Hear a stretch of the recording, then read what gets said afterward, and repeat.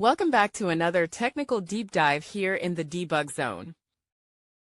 Today we're tackling a big question and breaking it down with insights from other users. Hopefully this clears up some misconceptions and helps you get the answer you need.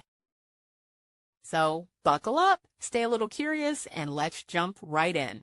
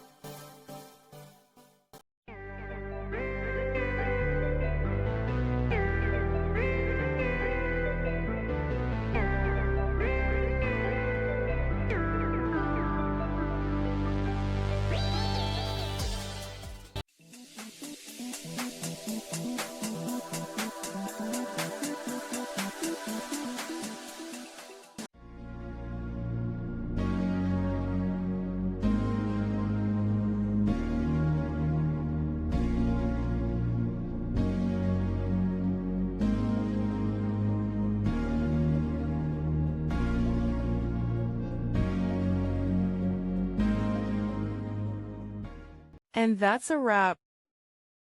I hope you found the answer you were looking for. If you did, take a second to hit that subscribe button. It really helps out. And let me know in the comments which solution worked best for you. See you next time in the debug zone.